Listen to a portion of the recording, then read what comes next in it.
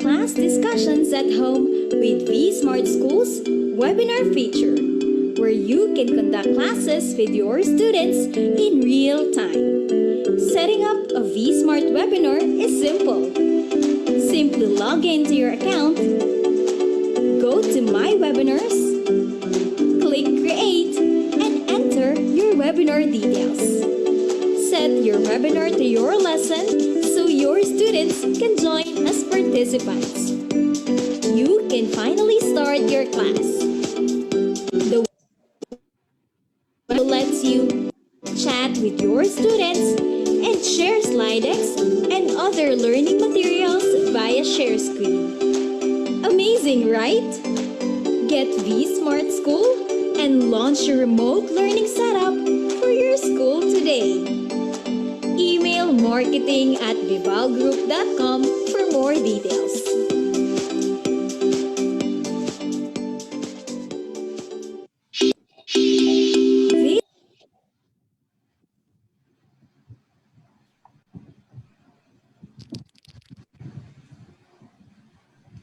Good evening, Vibal, and welcome to our Learn at Home learning session. For this evening's discussion, our topic would be on using Vibal modular distance learning materials, a walkthrough and practical reminders for teachers and parents. Before we begin, take note of the following reminders. Make sure you are registered to the webinar to have your e-certificate of participation. Visit certificate.vibalgroup.com to generate your proof of attendance. Place your questions on the comment box allotted during the session, and they will be addressed by our speaker later on. Share the video using hashtag LearnAsOnePH as our official hashtag to our Vibal webinars. Experience learning, Kavibal. And now, to proceed with our webinar tonight, it is my pleasure to introduce to you our distinguished speaker. He is one of the top 10 reading and preschool specialists in the Philippines. He is one of the consultants of the K 12 Philippine Basic Education, examiner of learning modules, and teacher's guide for grade 7 and 8 Technology and Livelihood Education or TLE, a co-author of the kindergarten curriculum and chair of the language curriculum for mother tongue, Filipino, and English. He is a resource speaker, a lecturer, and consultant to various seminars and conferences here and abroad. In August 2004, he presented a paper at the 20th World Congress in Reading, sponsored by the International Reading Association or the IRA and Reading Association of the Philippines, the RAP. He was also one of the invited plenary speakers at the 50th Regional Language Center in Singapore with the theme Transcending Boundaries in Language Learning, Language Arts, and ELT across the curriculum. He has written various books, modules, let review materials for Philippine Normal University and for other colleges and universities all over the country. He graduated with a Bachelor of Early Childhood Education degree, cum laude, and a certificate in reading specialization, recipient of Service and Leadership Award. He received his Master of Arts in Teaching with specialization in reading at the Philippine Normal University. Outstanding reading graduate. He took his PhD in Reading Education at Philippine Normal University and units in PhD in English Studies at the University of Santo Tomas, Manila, and now finishing PhD in Curriculum and Instruction at the Philippine Normal University, Manila. Ladies and gentlemen, please welcome our speaker for tonight, Brother Roderick Aguirre, PhD. Hi, good evening, ladies and gentlemen. So before I begin, I would like us to be reminded of the COVID cases in the Philippines right now, which I think would be one of the reasons why homeschooling would be a good move for parents and a lot of schools to offer to their students. As of July 3, 1,531 cases have been added to our list of COVID positive victims in the Philippines. And then July 4th, Saturday, additional 1,494 cases. And then yesterday, July 5, there were 2,434 cases. If you look at the statistics, it's going up and it's not going down anytime soon. So for the safety of our students, I have one with Department of Education in promoting homeschooling and online and distance learning to continue on with our students' learning despite what we're experiencing in the pandemic. So let me now talk about, before I begin with my walkthrough and unboxing of the Vibal group materials for the school of homeschooling, which is called Learn at Home. I'll first discuss some of the certain information why homeschooling is really good for our students right now. So let me share my slides with you. If you give me a moment. Here you go. I promised that I'll finish my presentation until 8 o'clock. I know that, especially for the parents and educators, if you're still at school or if you're working at home, I know that you still have a lot of things to do with your family tonight, especially it's work day week. So probably you'll be preparing for materials for tomorrow or still doing a lot of work for your school tonight. So, sorry. Let's begin with my first slide. Okay. So using Vibal modular distance learning materials, it's more of a walkthrough and practical tips and reminders for parents and teachers for homeschooling. Just my meager experience of doing homeschooling and distance learning with some of the schools that I've handled in the Philippines and some of my experience, a little bit of experience in Singapore too.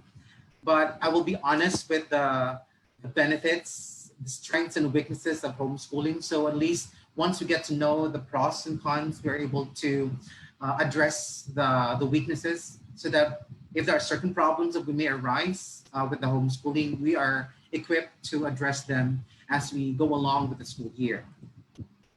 So my outline again, just to make it more easy for our viewers to follow, is more of a question answer format. So these are certain questions that we are going to answer just for today, an hour or less than that, so that I can entertain more questions. So that's July 6, 2020. So the first question would be, let's be clarified first with what is homeschooling, what's distance learning and online learning? Can that be combined in a homeschooling? Is homeschooling considered distance and online learning? We find out later on. What are the pros and cons of homeschooling? So let us be honest on the strengths and weaknesses of homeschooling. And then next question should be, I'll be sharing some of the good and best tips and practices for parents to help their children maximize their learning through homeschooling with the materials that I'll be unboxing tonight. And then what are the good and best tips and practice for parents? I'm sorry, that will be for teachers, not parents anymore, for teachers to facilitate quality learning for students through homeschooling. Explanation would be, parents can also enlist the help of the educators in promoting homeschooling of their children at home. So let's begin. Question 1, what is homeschooling?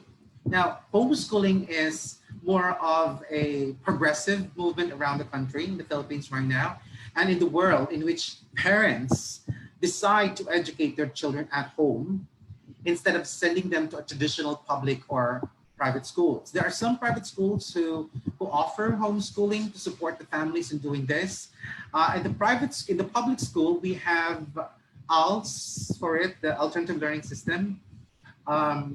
And then they take tests. They have certain time for students to use the materials, the modules given by and developed and disseminated by Department of Education. And they'll be given a time to go through these modules, and at a certain time and day in the year, they will be asked to take the PEPT or the Philippine Education Placement Test. And then they will place on what grade level the results came out, and then they will be re-entering the formal school, both public or private schools. So there's still a test.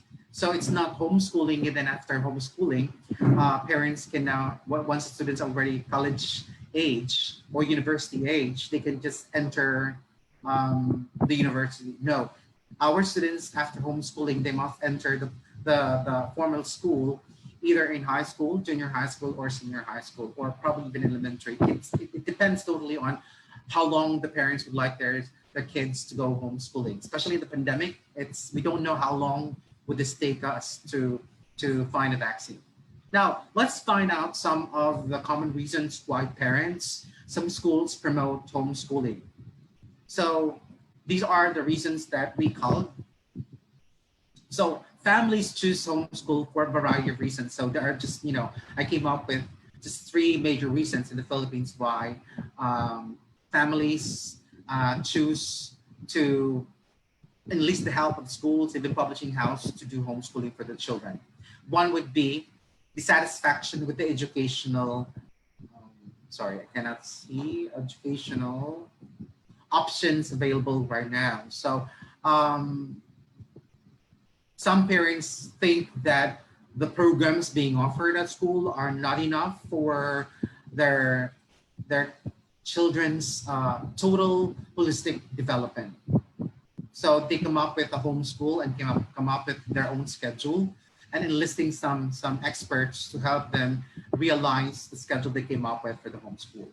Second reason would be different religious or educational philosophies. Like a lot of parents with different religion with say available school that is a Catholic school, they don't want their kids, and they're not Catholic, choose not to enroll their kids in that Catholic school. Excuse me. All right, in that school. Sorry, those are my puppies are playing around. So what religious and educational philosophies would be second most important reasons why families choose to go homeschooling. And then we have, of course, number three, parents believe that children are not progressing within the traditional school structure. Like some of the students are, instead of progressing, they're regressing because of so many factors that their children have to overcome with. Like commonly right now would be the bullying. A lot of their children are encountering bullying at school, and one way or the other, some schools have less protocols on how to address bullying at school. Another one would be, peer pressures that are prevalent, especially for teenage years. So these are some of the reasons. There may be other reasons though, but these are the common reasons in the Philippines and even Southeast Asia, and I think also in the United States, which homeschooling is common. Now, let's now also define what is online learning. So, online learning will involve in-person interaction between you and your students on a regular basis. This is because online learning is used as a blended learning technique along with other teaching strategies, meaning in an online online learning or e-learning, your kids or children will still be able to interact with the parents, with their classmates via digital technology, via internet and other online platforms. They can see them still, and that will be one of the factors in developing an online material, that the teacher who's developing the material or the publishing house developing the material for e-learning or online learning is that there is still interaction. Although immediate feedback is compromised, nonetheless, the kids or the children can see the facial expression, the nuances of how one person delivers an information, and they can still, practice their socialization skills online, although the participants are not present. Now, what is distance learning as opposed to online learning? So distance learning right now is more of including no in-person interaction between teachers and students, like modules, even modules to independently learn from, and with less, if zero, interaction with parents. Once they receive the materials or the learning materials, they are now on their own to digest the information from the materials. And that's why in distance learning, like homeschooling, it can be also considered under the distance learning, because in the homeschooling, modular learning could be part of the homeschooling too, like when you use modules and combine it with e-learning. Therefore, homeschooling can be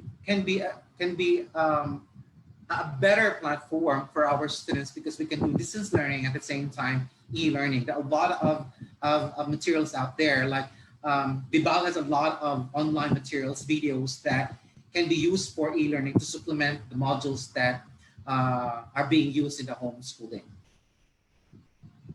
Now, by the way, before I proceed, if you have questions and clarifications, you may key in them in the comments in the Facebook Live. There are comments there, questions, and Kia, my moderator, will choose which of the most important questions that we'll answer later on. Hopefully, before 15 minutes before 8 o'clock, I'll end my session, or probably earlier than that. But I'm really excited to do the unboxing of the series on Vibal's Learn at Home series. So let's proceed. What are the pros of homeschooling? So one would be, what's good about homeschooling is that parents and enlisted educators can customize the child's education to his or her unique learning styles and needs and interests. We know that there are a lot of students, if you look at the learning styles and times and the type of learning of students, there are students identified as morning students and afternoon students who are more active in the morning, those who are more active in the afternoon. So parents and educators can schedule the modular learning or the e-learning in the morning if they are morning person. If they're afternoon person or evening person, they can come up with a schedule. Therefore, the scheduling of the activities and the learning of students can be flexible depending on how the students are progressing based on their learning styles. And that's one good thing, because one of the principles of learning is that we start where the students are and we start with their interest. So one of the things that we need to consider with their learning styles.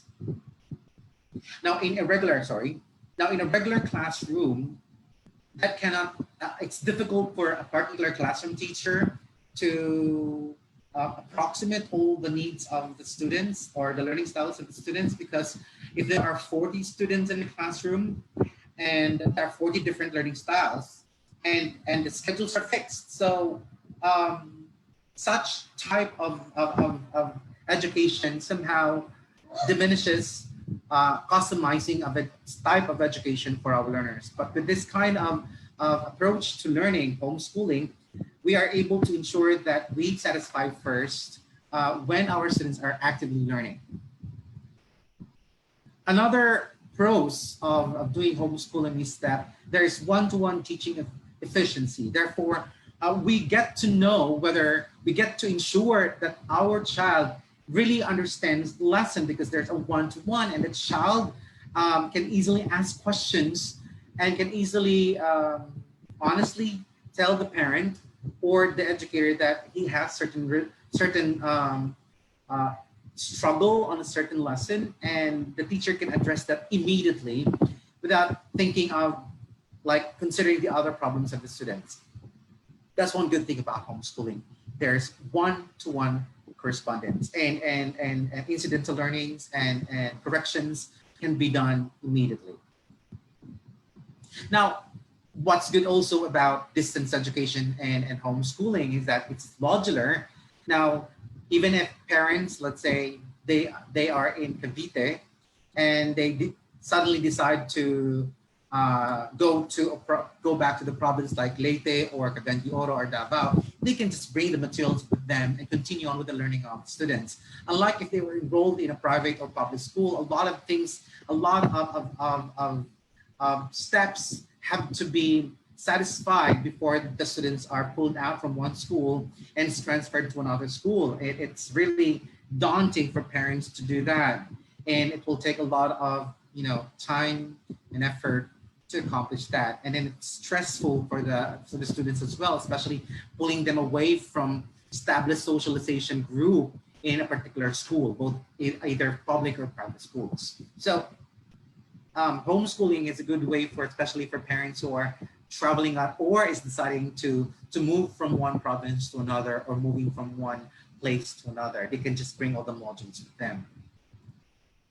Another one would be another pros for homeschooling is that, as I've mentioned, is that parents and enlisted educators can design schedules to fit your family's preference and natural rhythms. Now, one good thing about that is that parents can use the schedule of their children the whole day as part of the the learning process. Like they can, they can put in the schedule of the child that they are going to water the plants, uh, uh, bathe their pets. So somehow the science concepts, the TLE concepts are realized via the daily activities, not just the schedule for the use of the modules, but they come up with a way that the everyday activities of the students actually practical applications of what they're learning from the modules.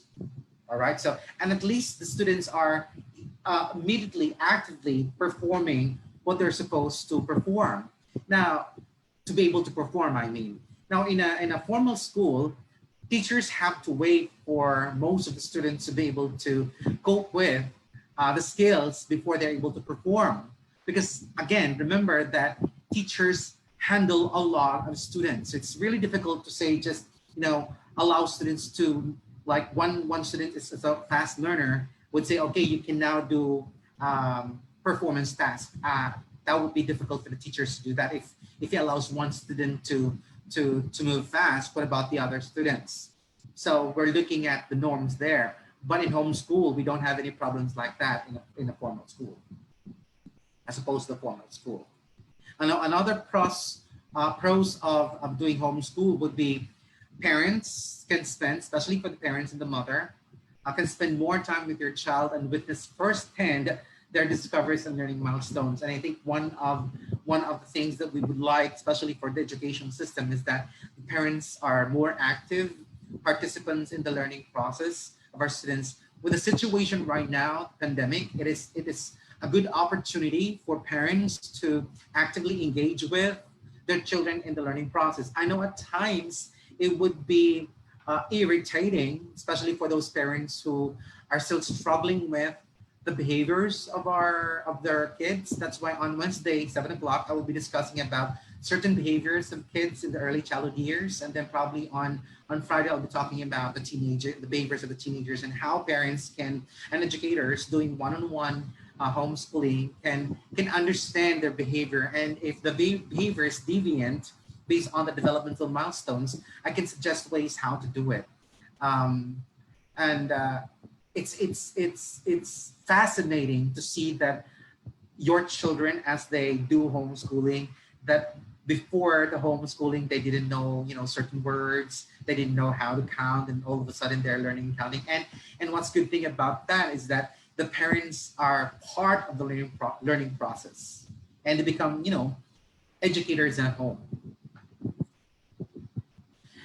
Next pros would be more time together means more time together means more opportunities to instill values that are priorities for your family. One good thing about homeschooling is that whatever the parents believe in and what the parents think most essential values that their kids should acquire are instilled via the homeschool, because they are the ones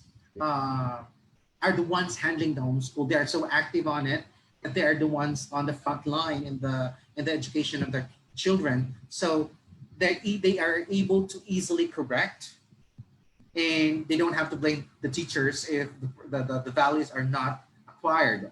So what's good about this is that the father and the mother can talk and say, I think we need to be we need to discipline our child by doing this. So they can decide how they're going to instill the values they think that their kids should acquire, and how it should be done. The parents are the ones going to decide on it.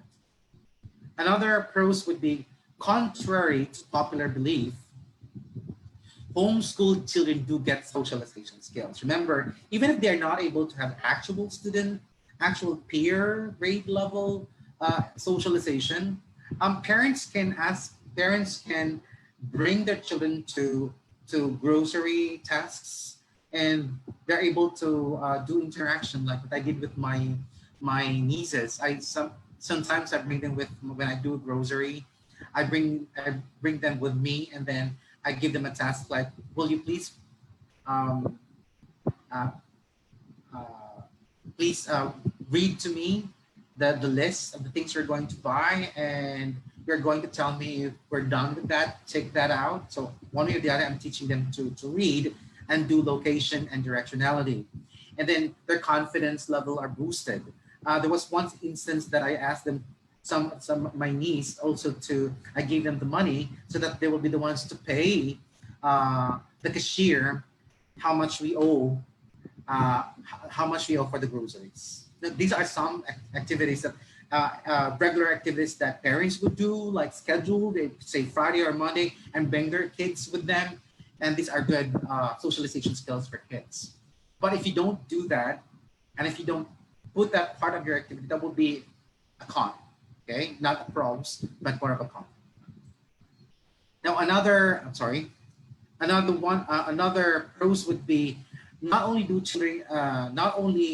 the children get to learn together and collaborate with peers like their school going to contemporaries do, but they also encounter people of other ages and varying backgrounds as a way of life. Since kids, I could remember how my mom homeschooled me. I was homeschooled in the preschool years. My mom would bring me to the workplace, and I was able to encounter her colleagues and her workmates. That's probably why one way or the other, it's easy for me to discuss, to converse with people who are older than I am, because I was exposed to it at a very young age. So somehow all my inhibitions and my being shy in talking with the people who are older than I am was shed away, because my mom exposed me to that. And in homeschooling, parents can do that. Now, we're not just talking about parents per se, but we can also say that educators are parents. They can do homeschooling also for their children, especially, for teachers, parents who are teachers and they have enrolled their kids in a school. There are a lot of complaints. They have a lot of complaints of how the teachers in that school educate their children. So sometimes the most difficult parents to handle in private schools and in public schools are children whose parents are educators and teachers. Another pros would be homeschool. Homeschool children tend to become self-directed learners. They become more independent, and since it's schedule, the routines are clear.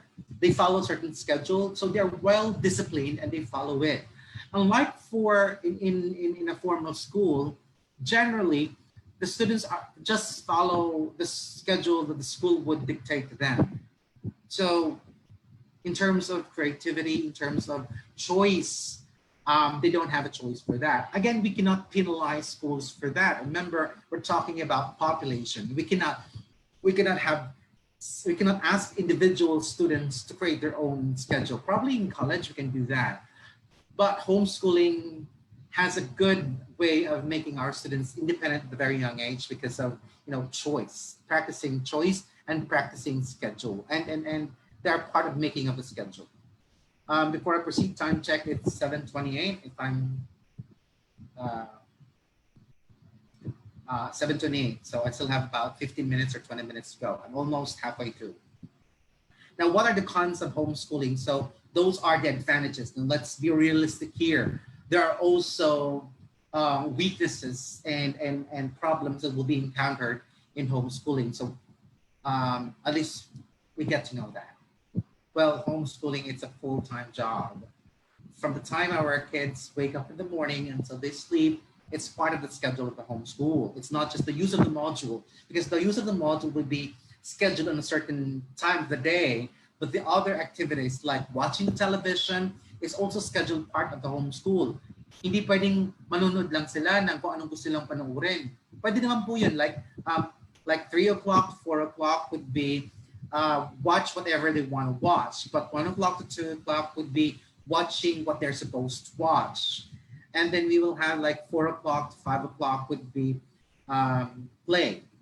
And then by 5 o'clock to 6 o'clock would now dinner, preparing for dinner, so they have to watch and so on. So these are scheduled, it's a full-time schedule, a full-time job for the parents. Therefore, parents need to decide, like mostly in the United States would be the mother, But of course, we cannot discount the help of the father as well. But we're not only talking here of the mother or the father, because here in the Philippines, we are a very extended family type of families that our grandparents are living with us. So we can enlist also the help of the grandparents who dotes their grandchildren and be the ones to have a full-time job in following the schedules that came up for our homeschool. So it's a full-time job. So if we don't have other caregivers at home, so parents will have to decide who will have to stay. Kaya lang pag ganun po kasi, bawas yan sa kita or na perang pumapasok sa bahay. All right. Next would be the homeschooling mother often has little time to herself when the children are younger. Mas mahirap kasi mag-homeschool sa preschool.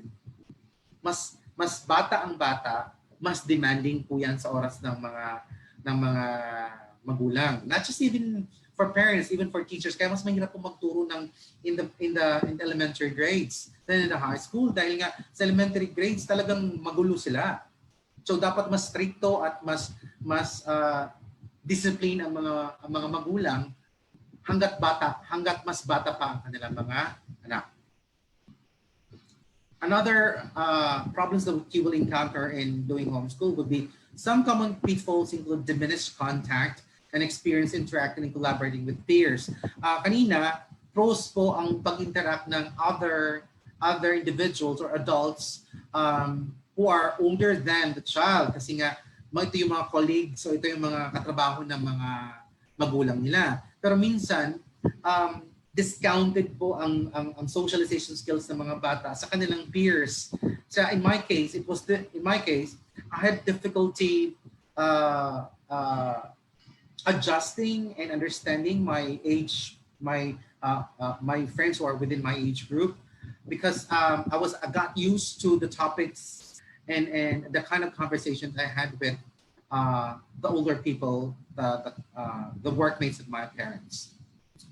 So that's one of the pitfalls of that. But if there are other children, like may mga kapatid siya na almost of the same group, wala po tayong problema doon. Pero kailang iba po ang interaction with the brothers and sisters. Pwede rin po mga kapitbahay, pero kailangan again sa ating problema ngayon sa Pilipinas, sa pandemic po, mahirap nga naman na yung kapitbahay natin ay papasok sa atin. Although there's a program in the DSWD under there's a program of ECC, the Early Childhood Care Development under DSWD, what we call as neighborhood. I forgot that. SNP, supervised neighborhood play. SNP, supervised neighborhood play where yung kampante po ang mga nanay, kampante po sila na safe po. Kaya kung nakatira sila sa barangay or village, kampante po sila na safe nga naman po at na nagluhugas po. Pwede po mag-sponsor yung nanay, mag-grupo-grupo sila kaysa magchismisan. Sorry for that. Kalimutan po yan. Scratch that out. Kaysa po sila na mga nanay, pwede po sila mag-schedule na si nanay 1 sa Monday, si nanay 2 si ganito. So mga bata lumilipat-lipat. It's already been done by the SWE. You can come up with that. Ang problema nga lang po, magbibigay po sila ng schedules, how it's done, training for that, pero wala pong mga modules pa. Kaya kailangan maghanap po tayo ng materials for that. Alright, so that's one of the solutions that we can come up with na ang gobyerno po natin ay may solution na po. So you may want to visit the website of ECCD, Early Childhood Care and Development, under Dr. Inchong and Dr. Yolanda Esquijano. That's under the SWD. That was developed by Tautes Aquino Reda. Former, or she died already, I think. Yeah, bless her soul.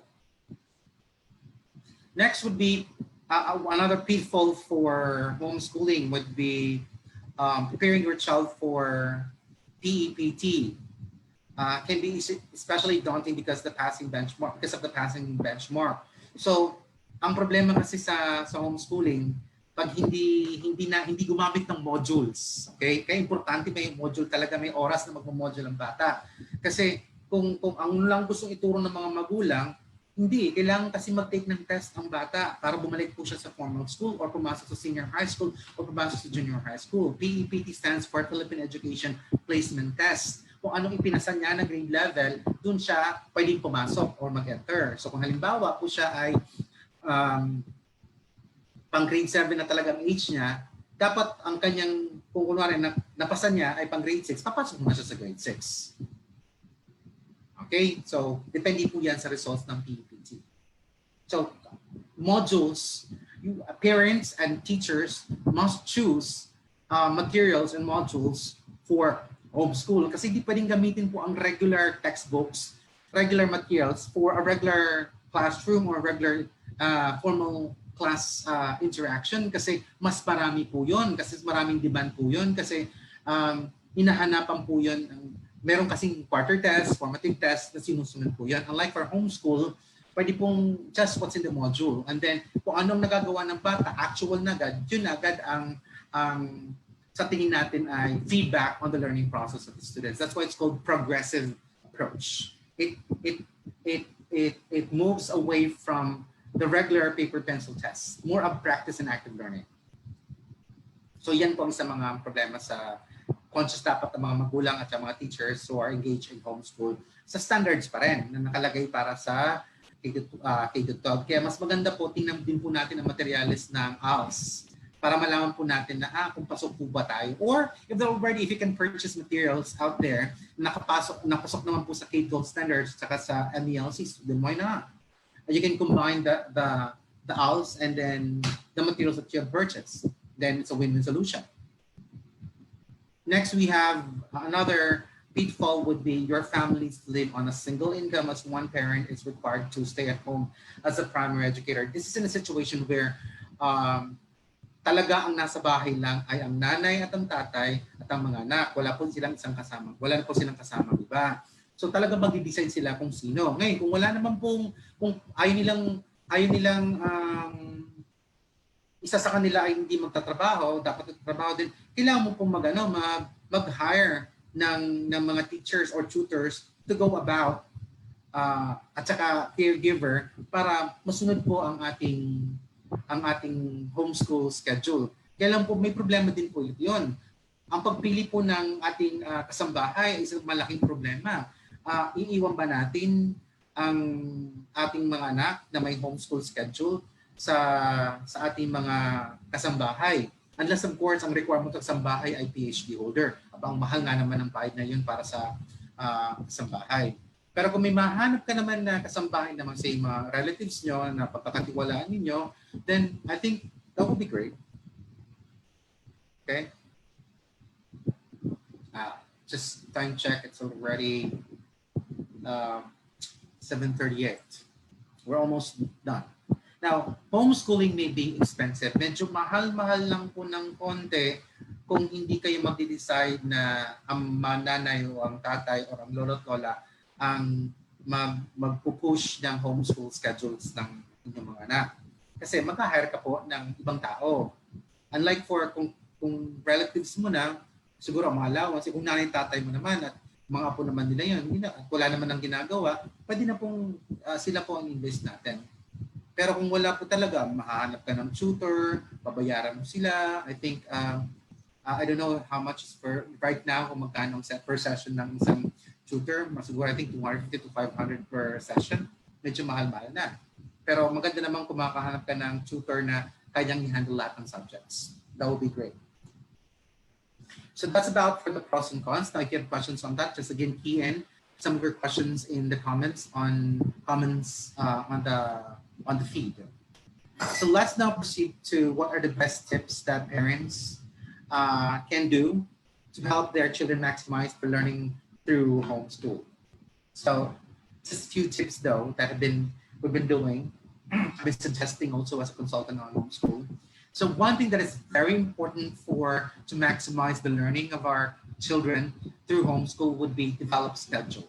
So right now with the pandemic, when we do online learning and distance learning for our students, you need to sit down with the parents and come up with a schedule, a timetable, weekly schedule, a quarter schedule, or if you can finish all the whole year, which I think would be subjected to some changes, depending, of course, some problems may arise, like baka magkaroon ng bagyo, lindol, and so on and so forth, baka hindi matuloy. So dapat maganda po yung quarterly or weekly po na schedule. Parang siguro mag-start muna tayo sa weekly para habang tumatagal, nakikita natin ang progreso ng bata. Pero kailangan po yan with the help of an educator. Unless, of course, the parents are educators too. So kung mga teachers nandun po, pwede pong silang mag-online with the parents, then come up with a schedule na, ma'am, ito po yung schedule natin. Unlike kung enroll po sila sa online, enroll po sila sa regular school, tapos online, distance learning po sila. Ang homeschool kasi hindi sila registered at hindi sila naka-enroll sa public or private school, ha. Mag-iba po yun, ha. Ang distance at e-learning are modes. Pwede po siyang ipasok sa homeschool.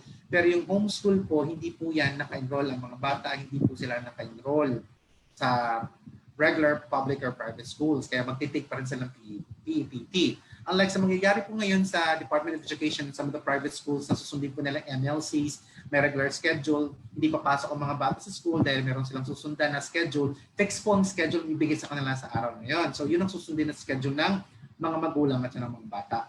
While in the homeschool po, ang mga magulang, with the help of the experts, sit down together, come up with a good schedule, i-integrate ang mga ginagawa ng bata araw-araw as part of the learning process, plus of course, the use of the modules.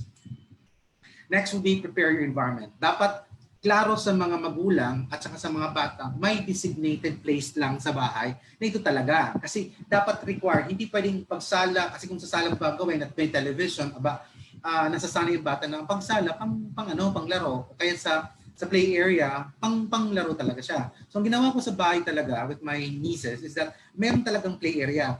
Talagang ginasusan na itong area na to, pang play lang talaga. So if you want to play, kung playtime mo, diyan ka sa play area mo. If it's study time, doon ka sa study area. So may mga study area.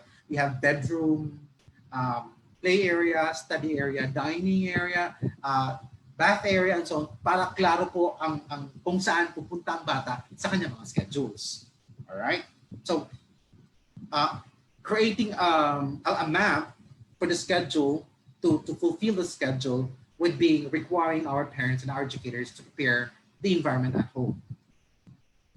Hindi pwede kasing hindi pwedeng kung saan-saan lang. Dapat alam kung saan lulugar. Especially for the use of modules, dapat meron lang talaga. Ang minsang kamalian ng mga magulang is that they designate that in a certain, say, ang ginagawa nila ay sa bedroom ng mga anak nila. Naku, minsan pag iniwan mo ang bata, matutulog yun. O kaya kung gagawin sa sala, pag naiwan mo yun, mabubuksan ng television yan. So, hindi rin kasalanan ng mga bata kasi nga nasa environment siya, nasa part siya ng bahay na hindi nga na-associate na ganoon dapat ang kanyang ginagawa. So, it's more of association of a certain place in the house. Na itong lugar na to na designate namin, ito yung part na dapat na ginagawa mo. Alright? So, by preparing your environment, you also prepare your child. So dapat i-orient mo ang bata. Ano ba ang dapat gagawin, anong behavior, anong ginagawa sa bawat parte ng bahay para nasasanay siya. Kasi unlike it's unfair to our children na ginawan po natin ng schedule, nag-prepare tayo ng environment, pero hindi naman natin sila inorient. Hindi natin siya kung sa atin parang in-house visit. Dapat nililibot mo siya, kinaklaro mo sa mga bata kung anong ginagawa. So, ililibot mo rin siya. And then, of course, kung ano ang sinabi mo na itong part na to ay para pangkain, hindi maglalaro, dapat nakikita na ng mga magulang na all members of the family actually follows also the schedule and the behavior that was planned in the schedule. Kasi nga, sa home, mas tututunan ng bata ang models, ang modeling, nakikita sa mga kasambahay kung paano sila mag-behave. Halimbawa, sample po, mayroong mga bata na pag nag-switch on ng electric fan ang ginagamit ay paa. Aba, wait lang, saan nila tutunan yan? Hindi yan nilecture ng mga magulang, hindi yan nilecture ng mga teachers. Nakita nila yan sa nanay o tatay na pag nag-on ng electric fan, nakaupo sa sofa, dahil malapit lang, instead na tumayo, paa ang ipang-on. Nakita ng mga bata. Or remember, meron po tayong sinasabing safety precautions on using tools and equipment at home and at school. O di nag-ano na po tayo, nag-violate na po tayo ng ating homeschool protocols and guidelines. Yan po ang mga demands din ng homeschool kasi ang behavior po ng mga magulang, kung anong gusto natin matutunan ng ating mga anak, ay dapat binibehave din po natin. Klaro po, mag-usap po kayo lahat ng member. Hindi pwedeng ganun ang mga bata lang ang susunod. Hindi pwede. Dapat si ate, si kuya, si nanay at tatay, pati po sila grandparents or sino man ang nakatira sa bahay na kasama niya, susunod sa ginawa na schedule at saka behaviors required of the environment that you have identified, what kids should behave given the kind of environment that they will use. So, develop personal support system. So kasama po doon natin sinasabi ko nga, na-enlist po natin lahat ng miyembro kasi minsan hindi na to, ang failure din po ng homeschool is that dahil nga ang bunso lang ang nag-homeschool, ang mga kapatid ay nag-regular school, minsan ang nangyayari ay kung ano, iba ang behavior, ibang ginagawa ng mga nakatandang kapatid, kaya ang mga bunso, ang tendency pa naman ng bunso ay sumunod sa mga panganay. So, laking problema yon. Paano kung teenager yun? Nakaw, ang laking gulo po yan. So, dapat orientation. So, support system. Dapat po usapin ng mga kapatid na ito dapat ang gagawin natin para matulungan natin na matuto ang ating bunso o yung kapatid na naka-homeschool. Next would be, do not let digital technologies take over. Ito ang pinakamalaking problema natin ngayon. Na minsan ang ginagawa ng mga magulang para sa homeschool, buksan ng laptop or pad, tapos may mga educational applications, tapos yun ang gagawin. Naku, ang hirap po natin yan kasi mga bata ngayon madaling matuto. What if they're able to open other browsers? There are a lot of cartoons and a lot of animated applications that are not necessarily good for a certain learning age group kasi mayroong violence. So we don't want that. Unless of course you have law. Nalalak mo yung mga application. Ayan. So, maganda po yun. Pero remember, dapat may schedule lang din po sa schedule mo ng paggamit ng digital technology. Hindi pwedeng dahil nga nasa bahay, digital technology or mayroon naman tayong smart TV at mayroon naman po tayong Netflix or mayroon tayong YouTube, sige, i-on lang ng i-on. Naku, may problema po tayo doon. Ang mga mata, masisira ang mata ng mga bata, ang attention span ng bata, ang disiplina ng bata, ang behavior ng bata, totally disrupted. Masisira. And next, we have think through your long-term goals. So dapat alam natin hanggang kailan mag-homeschool ang mga bata. Well, with the pandemic happening right now, probably we're thinking of a year or two or even more than that. So in terms of long terms, kung ang bata mo ay mag-homeschool ng grade 3, sabi niya, ay siguro ipapasok ko, i-re-enter ko siya sa grade 6. So that will be 3, 4, 5, 6, so 4 years mo siya yung homeschool. So think of long terms. Hanggang kailan? You have to be clear on that because ang pagpili ng materyales ay importante. Baka naman natin yung materyales ay pang 1 grade level lang. Ang hirap naman nun. Kasi hindi ka pwede kumuha ng materyales na isang material for grade 3, ibang gumawa naman sa grade 4. Mahihirapan ng bata kasi mag-iba ang filosofiya ng materyales. Alright? Next, we have, of course, so those are the pitfalls that we can probably encounter on the homeschool. So now for teachers, sorry, teachers po yan, I was not able to edit.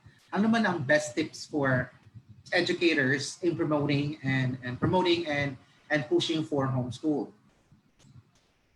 So one would be think that it's all about holistic development. Ibig sabihin po niyan, pag gumawa po tayo ng module or pag maghanap po tayo ng module, dapat na-integrate na po, hindi yung kagaya ng regular subject na yung modules na hanapin natin, isang module para sa English, isang module para sa math, kung 8 subjects po yan, 8 subjects. Hindi. Pag nakahanap tayo ng module, dapat holistic na siya, nandun na. Isang libro, nandun na lahat na dapat matutunan ng bata, tapos schedule na lang schedule. I'll show you later on when I unbox and do walkthrough of a sample of the material that I requested from Vibal.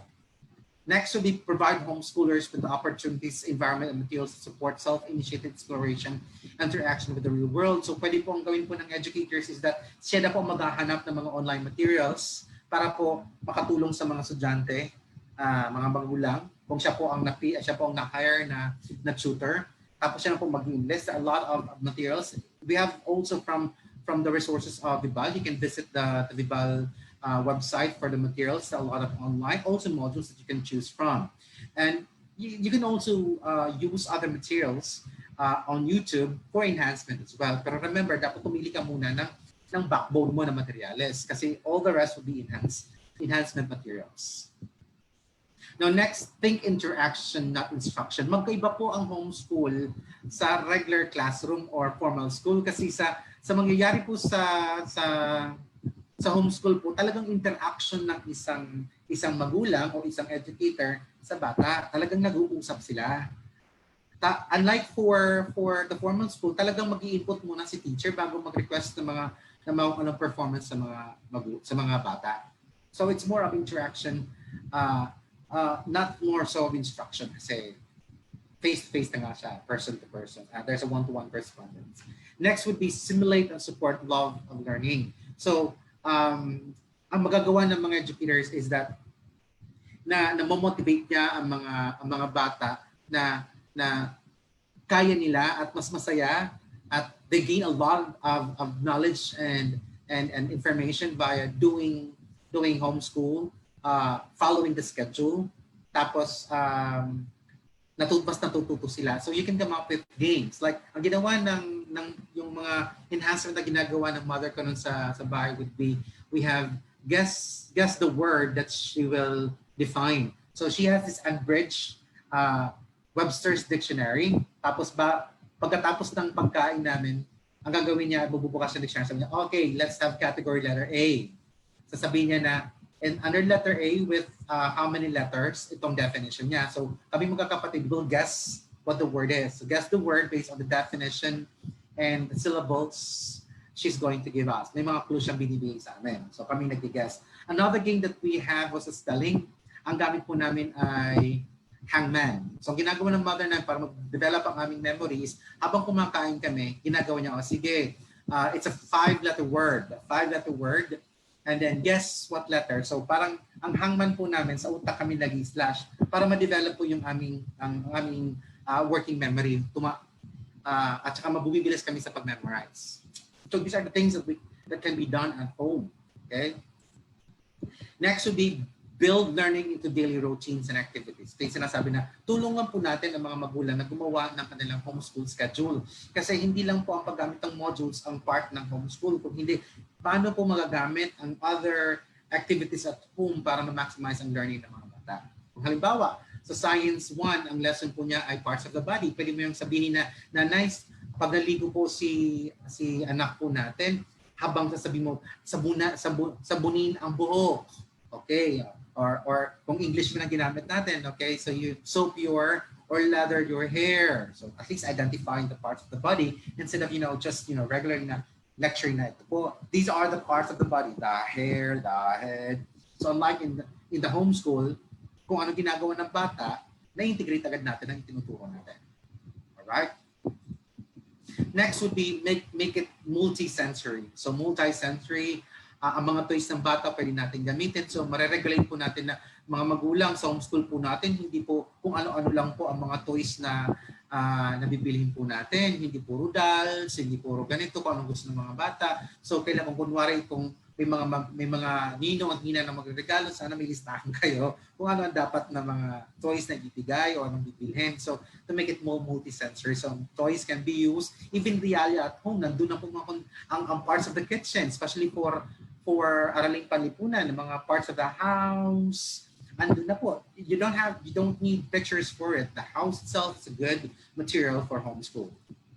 Now, next would be same with for the parents. It's very important for us to help the parents, educators like myself, is to help the parents identify the environment or prepare the environment. Identify po natin ano ba talaga mga behavior dapat sa mga parts of the house na yan. Then promote learning with the community. Ibig sabihin po niyan na ang mga bata po natin, meron pong dapat tinutulungan natin ng mga magulang, help out the parents that naiisama po natin sila sa pag-grocery. But then again, of course, not now. Huwag po ngayon na may pandemic kasi balo po silang lumabas.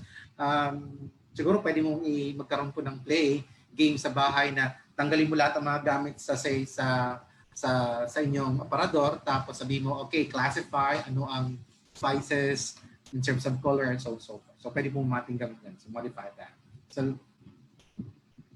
Another one would be help also the parents schedule that works both for you, the parent and the learner. Kailan ka papasok, anong oras ka papasok, kasi hindi naman pwede na ikaw educator or tutor ka na ang mangyayari ay ikaw na lahat. E paano kung tuturo pa pala sa private schools, may online responsibility ka pa. So pwede mangyari ay sa gabi ka papasok or kung pang-umaga ka sa public school, pwede naman sa hapon, ikaw magpapasok sa pagtulong sa modular learning ng mga bata. Ang importante kasi doon is matulungan ng mga magulang sa paggamit ng mga modules. Kasi remember, ang mga ganito modules kasi mahirap gamitin, especially if the parents are not educators. You have adopt with an O, adapt with an A, and modify learning materials available for homeschooling. So I think it's self-explanatory na kailangan po natin ng materials talaga. Modules are very important. So time check, it's almost 8 o'clock. Anyway, so that would be it. Now let's go for the unboxing of the materials, the modules. So yesterday I requested Vibal their first quarter of their learn at home that they develop for homeschool. So it looks like this. They have the books, the supplementary materials that they develop or modules that they develop are from kinder up to grade 10. So ito po siya, oh. And I've evaluated it and checked and went through it. Yes, last night and this morning. There we go. And as I've explained a while ago, what's important about the module is that ito po siya ay hindi by subject area. So dapat ang hawak ng module ng bata, ito po siya, ay durable. Kasi remember, batang gagamit o estudyante gagamit, minsan tinatapon-tapon lang siya. So dapat pag mag-purchase po kayo, dapat titingnan nyo, may mga pages ba nagsisitanggalan? Tapos durable pa ang cover, tapos sturdy ba ang mga pages and so on and so forth. Is it attractive, colorful to the students? Kasi nga, we need to look into the interests of our students too. So the books or the modules that we'll be purchasing should be interesting for our learners. Okay, so as I went through let's just look at the learn at home for kinder. Let's just look at for quarter lang po ito, isang libro sa isang quarter. If you go to the table of contents, makikita mo na nandun na lahat ng subjects. You have language, reading, writing, mathematics, and science. So nandito na po ang mga lessons sa isang quarter. Andyan namang mga subjects na dapat tututunan, makuha ng mga lessons ng mga bata from one module. Ang pwedeng gawin po ng scheduling po natin, say kunwari hapon gagawin po ito, pwede pong MWF. Ang MWF po ay language up to handwriting, siguro tagto 13 minutes, 1.5 hours po ang tatlong subject sa MWF. And then on TTH, ano lang po, math and science. So 30 minutes, 1 hour po siya. Pero kailan dapat mas matagal ang science kasi may mga activities siya dito at mas matagal sa mathematics. Siguro we'll have probably instead of 30 minutes, we have 40 minutes or 50 minutes. So kind of 100 minutes. So TTH, pwede po siyang i-schedule. Huwag naman po isang subject isang araw. Pwede po natin i-cluster na halos mayroong connection po ang mga lessons. And what I was going through all of these modules is that I was amazed that nandito na rin po ang instruction. So babasahin po ng educator at ng ating mga magulang. Meron na po dito mga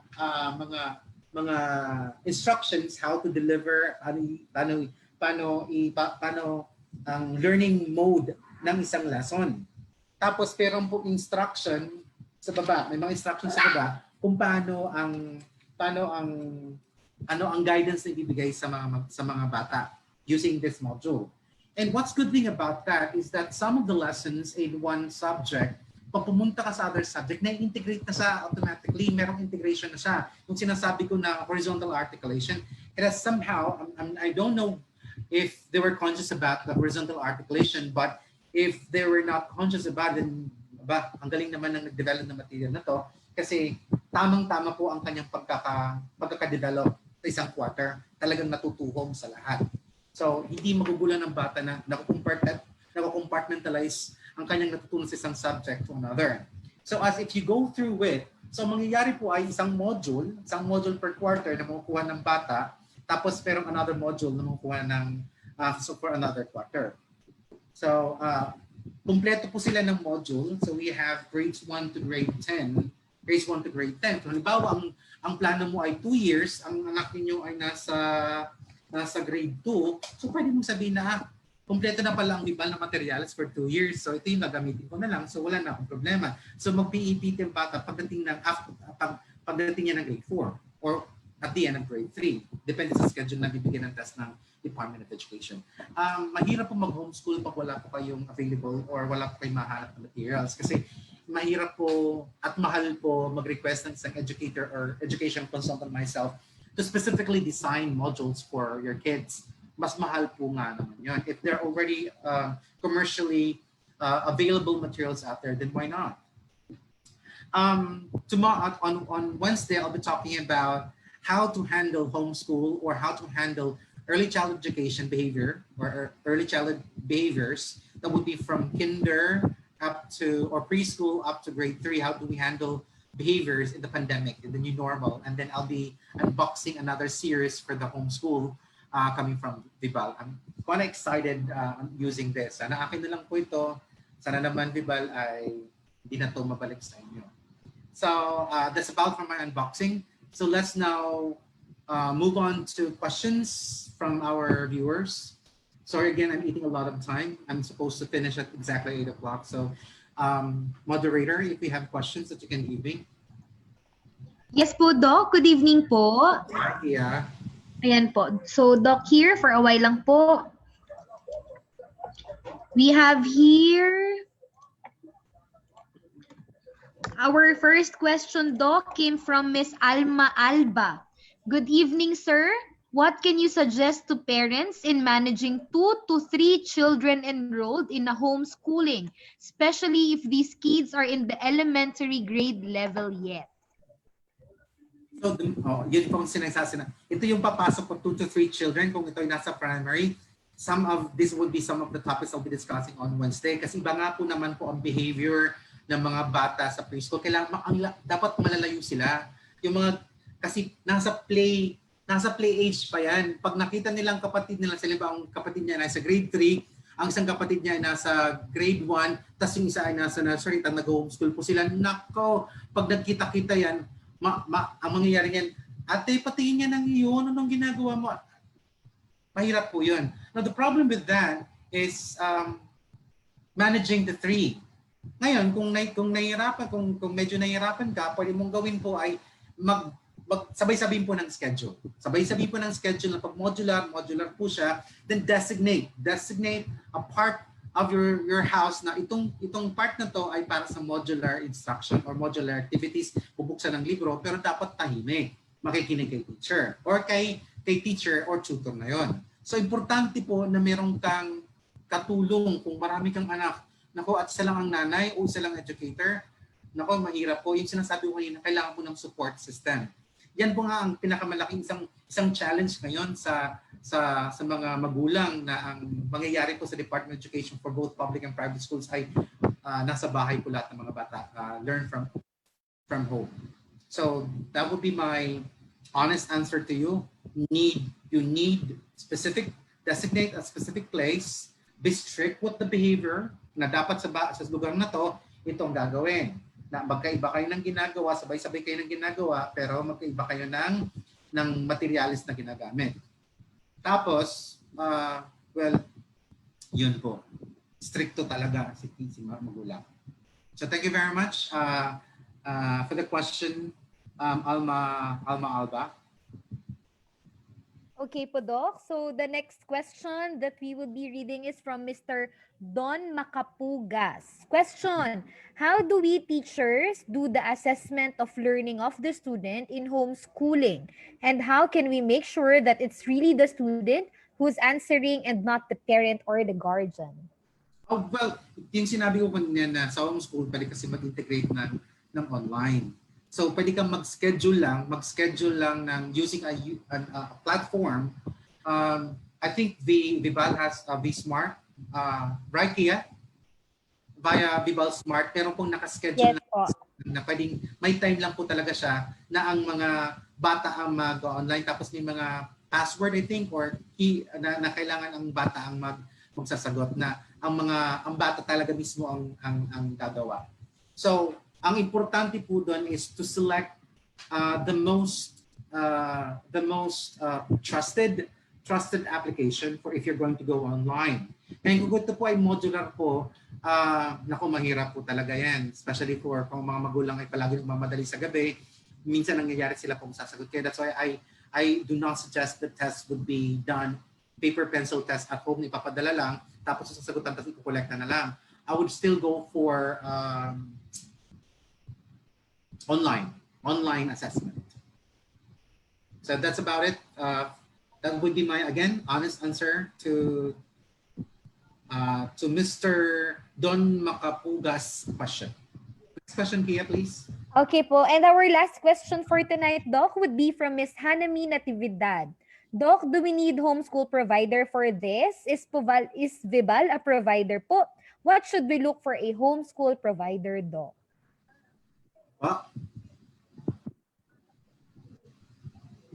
question from Hannah Me Natividad. Do we need homeschool provider for this? Is Vibal a provider po? What should we look for a homeschool provider? I think Vibal have a homeschool program. That's why they have these materials. I will be showing to you the link where you can visit and investigate for yourselves whether it would work for you. And I cannot really say that there are other platforms out there, but I think I've already went through the platforms of Vibal and it works well. That's why I showed you some materials that I looked into. So that's my question. That's my answer to the question. I can answer question number 2 though, Kia. Sige po, Doc. So the question po, Doc, is from Miss Marianina Bantilian.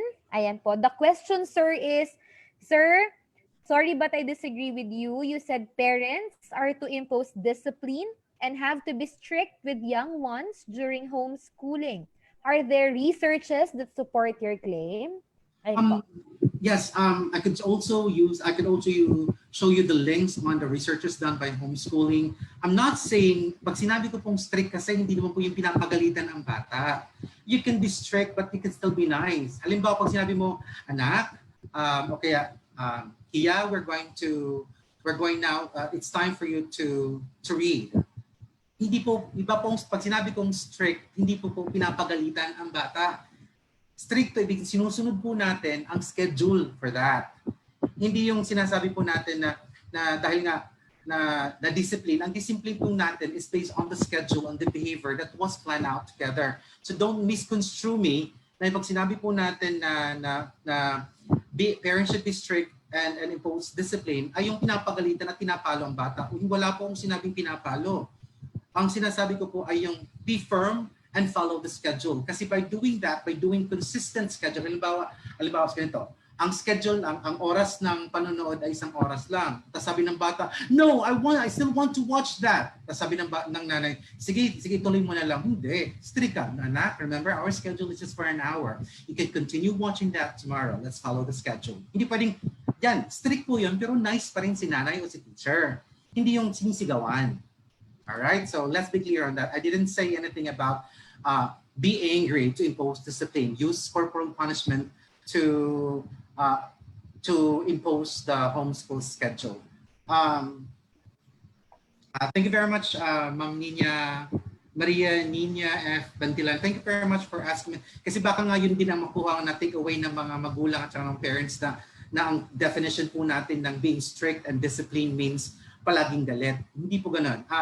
On Wednesday afternoon, may sasabihin po akong positive discipline approach. Kasi meron po tayong sinasabi na mga punishment-based discipline approach. Maraming mga approaches on how to impose discipline and being strict. There's what we call as positive discipline approaches, and that's what I'm going to discuss on Wednesday. Hopefully, most of you will come. Kasi minsan, yun ang problema po sa mga educators right now coming from the old generation. Kasi especially for myself, ang definition po ng mga magulang po na mga lolo namin po ng disiplina at ang pagiging strict ay yung pagpapalo agad. Hindi na po yun. Nabago na po yan. Meron po, that was what we call as punishment-based discipline. Meron po tayong sinasabi na positive-based discipline right now. And thank you very much for clarifying that. So at least na-clarify po sa other participants kung baka din yun po ang pagkakaintindi ng being disciplined and strict.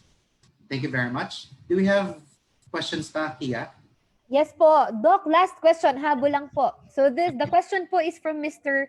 Felix Ray M. Igal.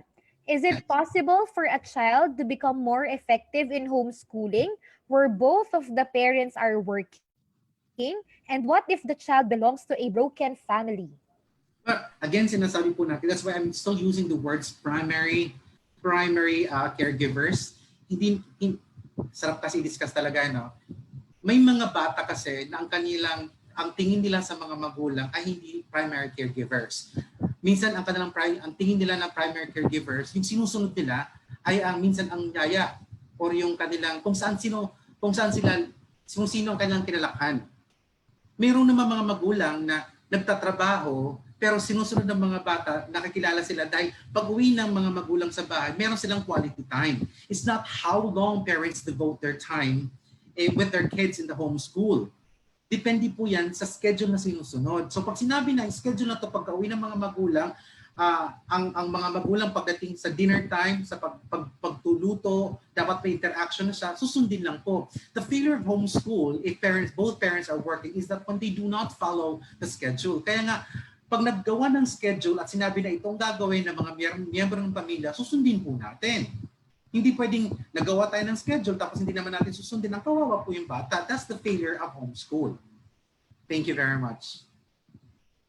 Okay po, Doc. That's all the questions we can entertain for tonight. Do you have any final reminders for our viewers? All right. Thank you very much. So can we go back to my slide? I would just like to share some of the website they can visit. But I'm Okay po.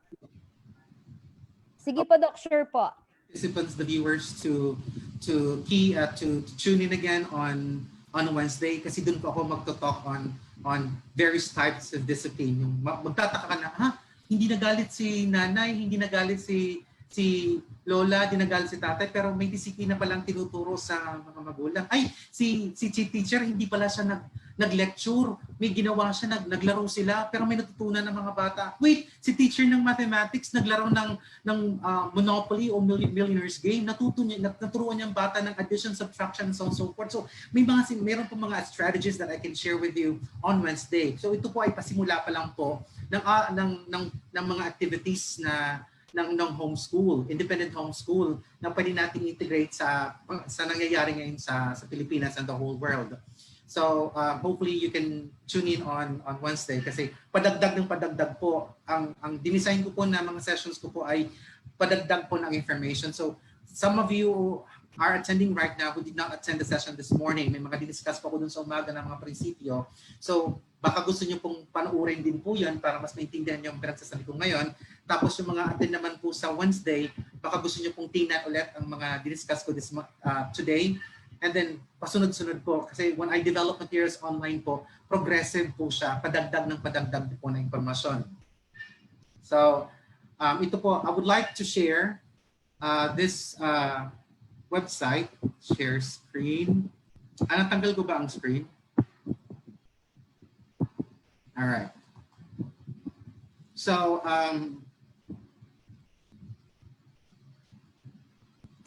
if you'd like to look at materials available right now, ito po yung mga na-evaluate ko na. Ito po yung mga librong hiningi ko sa Vibal so that I can evaluate. Meron po silang Learn at Home series that would be from kinder to grade 10. So kayong pipili kung anong grade level ang bata mag-homeschool at kailan siya mag-exit. So plano po yun. Again, kami mga educators, hindi po kami makakapag-decide. We can suggest when to enter and when to exit.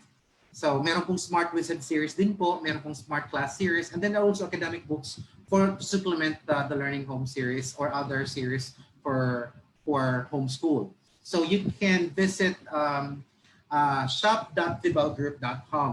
So ito po, tapos ito po yung link na pwede nyong i-visit. So reminders lang po. So may question and answer pala. So reminders, conclusion, and implications po. What is important right now that we realize with what's happening with the pandemic is that importante po talaga ang role ng mga magulang sa pagkatuto, sa kalidad ng pagkatuto ng mga bata. Hindi po dapat inaasa lang sa mga teachers kasi may certain responsibility ang teachers, especially for the curricular inputs, magagawa yan ng mga magulang. Pero kasi remember, tinanggalan na po natin ng uri ng pagdidisiplina at ang mga other aspects of holistic development ng mga bata ay minsan sa bahay talaga magsisimula.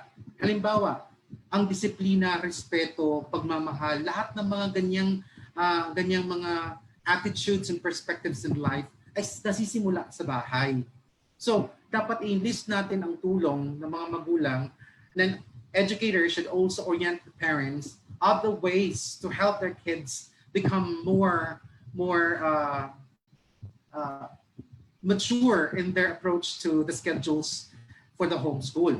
So, hindi lang ang mga bata ngayon ang na-educate natin, kundi pati mga magulang. So, kung makikita mo sa nangyayari sa Pilipinas ngayon, dahil sa pandemic, be it distance learning, online learning, or independent homeschooling, nakikita mo ang laking collaboration ng educators, ng school educators, at saka ng mga magulang para sa mga bata. Ito po yung dream ko sana na if you follow my feeds sa aking Facebook, na sana po marami pong magkaroon po ng panahon sa Pilipinas sa buong mundo na unahin po naman muna natin ang mga bata. Yan ang pag-usapan po natin sa Wednesday. Halimbawa minsan ang napapanood ng mga bata sa television ay pinapanood ni tatay, pinapanood ni nanay, yung mga drama. Kaya mga bata ngayon, instead ang natututunan nila ay yung mga ligawan. Dahil ang napapanood nila sa television ay yung pang-adult. Hindi kasi natin na monitor, hindi tayo gumawa ng schedule for that. So just a sample of that what we're going to discuss on Wednesday. And thank you very much. No matter how stupid your questions are, your comments, I will do my best to answer them. And based on my experience, again, hindi ko ako magsasalita na hindi ko po na-experience. If it's not within my experience, I can guide you to probably other platforms that you can visit so that if some of your questions were not clarified with me, you can go to that platform and consult whoever the expert is there. So thank you very much. Good evening. I know I've taken a lot of your time, and I promise that I will be only taking 1 hour of your time this evening, but alas, again, I have no control over my mouth and the information I wanted to share with you. So hopefully we can see you again on Wednesday. And on Thursday, there will be my sessions, and on Friday, so for the whole week schedule. So please tune into Vibal's announcement for my other schedule. And please also attend the webinars of other speakers. Marami po kayong mapupulot ng mga eksperto na kinukuha ng Vibal. So with that, magandang gabi po sa inyong lahat. Thank you very much. Okay po, Doc Aguirre, and this is where our webinar tonight ends, but we'll continue learning to the next series of webinars we will have with Dr. Aguirre. Thank you very much, Doc, in behalf of Vibal Group Incorporated. And of course, to all our viewers, maraming salamat po for tuning in until this time. We'll hope to see you again next time.